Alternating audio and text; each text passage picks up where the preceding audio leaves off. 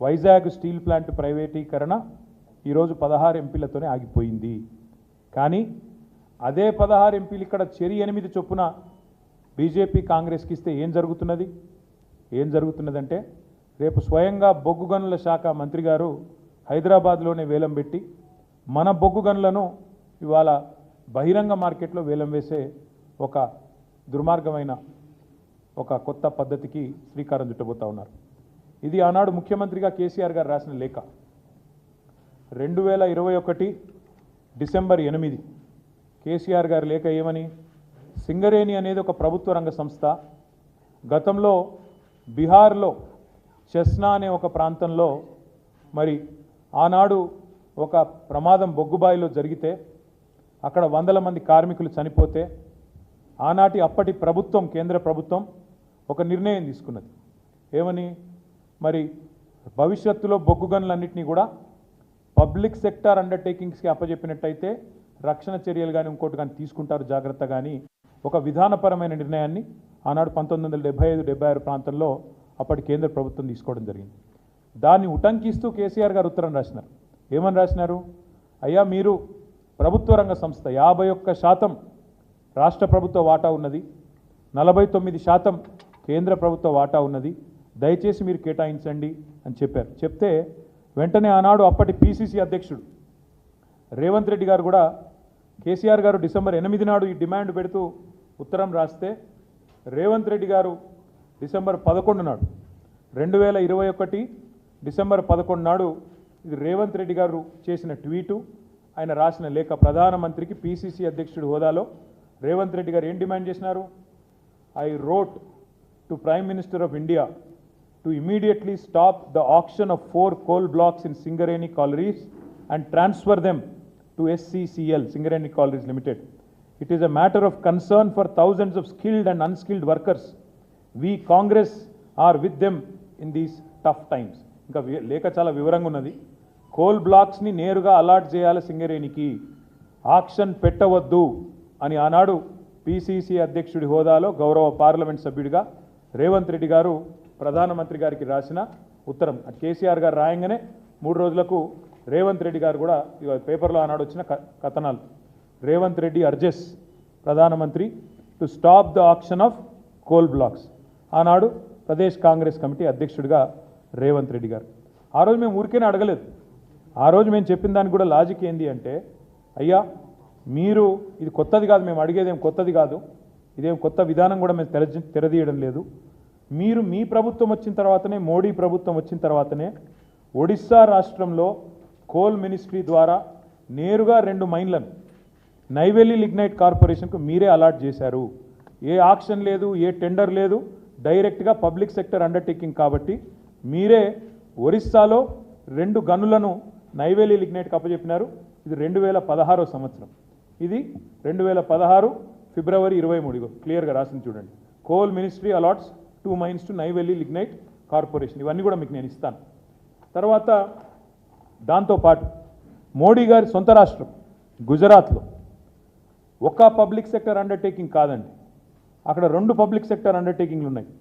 ఒకటి Gujarat mineral development corporation, అదేవిధంగా మరొకటి Gujarat industries power company limited.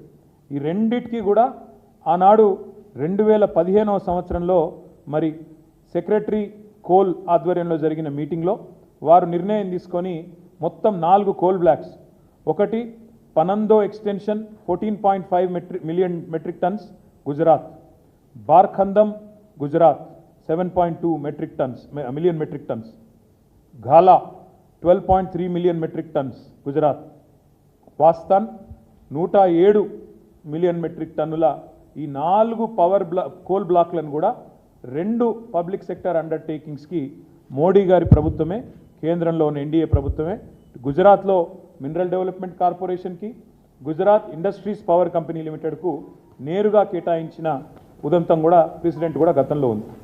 ఒకవైపు ఒరిస్సాలో అక్కడ నైవేలి లిగ్నైట్ కార్పొరేషన్కు 2 కోల్ బ్లాక్లు, గుజరాత్లో 2 పబ్లిక్ సెక్టర్ అండర్టేకింగ్స్కు 5 కోల్ బ్లాక్లు కేటాయించినారు.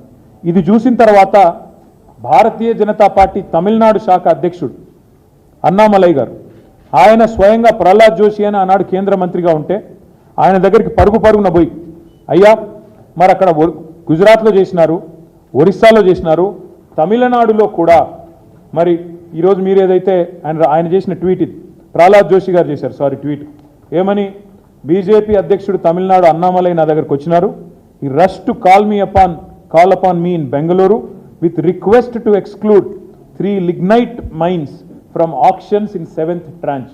3 లిగ్నైట్ గనులు తమిళనాడు రాష్ట్రంలోని వాటిని మినహాయించండి వేలంపాట నుంచి అని చెప్పి బీజేపీ రాష్ట్ర అధ్యక్షుడు వచ్చి నన్ను రిక్వెస్ట్ చేస్తే నేను ఆ పని చేసి పెట్టినా అని చెప్పి ఇగో ఇది ప్రహ్లాద్ జోషి గారు స్వయంగా పెట్టిన ట్వీట్.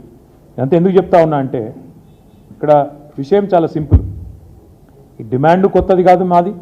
అదేవిధంగా కాంగ్రెస్ పార్టీ బీజేపీ యొక్క నాయకత్వాలు దేశవ్యాప్తంగా ఉన్న నాయకత్వాలు కూడా వాళ్ళకు కూడా ఈ విషయంలో స్పష్టత ఉంది. ఏమని, అవసరం ఉన్న కాడ ఇబ్బంది ఉన్న కాడ గతంలో ఇచ్చిన ఉదంతాలు కూడా ఎన్నో ఉన్నాయి. ఇంతకుముందు నేను చెప్పినట్టు చెస్నా ఉదంతంలో కూడా ఒక స్థిరమైన విధానపరమైన నిర్ణయం కూడా అప్పటి కేంద్ర ప్రభుత్వం కూడా తీసుకొని ఉన్నది. ఈ అన్నింటికీ మించి ఈ దేశంలో అనుభవాలు ఏంటి అంటే, ఇప్పుడే నేను వైజాగ్ స్టీల్ ప్లాంట్ గురించి చెప్పిన. వైజాగ్ స్టీల్ ప్లాంటు నష్టాల్లో పోయింది కాబట్టి ప్రైవేటీకరిస్తున్నాము అని ఇవాళ కొంతమంది చాలా చక్కగా సన్నాయి నొక్కులు నొక్కుతున్నారు. ఎందుకు పోయింది వైజాగ్ స్టీల్ ప్లాంటు నష్టాల్లోకి అంటే ఇది కారణం. ఎందుకు అంటే బైలదిల్లా అనే ఒక గని ఛత్తీస్గఢ్లో ఉంటుంది. దాన్ని మాకు క్యాప్టివ్ ప్లాంట్ కింద కేటాయించండి అని వైజాగ్ స్టీల్ ప్లాంట్ అడిగితే దాన్ని కేటాయించకుండా దాన్ని అదానీ గారికి ఆక్షన్లో అప్పచెప్పింది కేంద్ర ప్రభుత్వం. ఏమైంది దానివల్ల? వైజాగ్ స్టీల్ ప్లాంటు ఒక గని లేకపోవడం వల్ల, క్యాప్టివ్ గని లేకపోవడం వల్ల, ఎందుకంటే వైజాగ్ దగ్గర ఎక్కడా కూడా దగ్గరలో 100 కిలోమీటర్ల దూరంలో కూడా ఎక్కడా కూడా నిజానికి గనులు లేవు, ఐరన్ ఓర్ మైన్స్ లేవు. Nearest is Bailadila.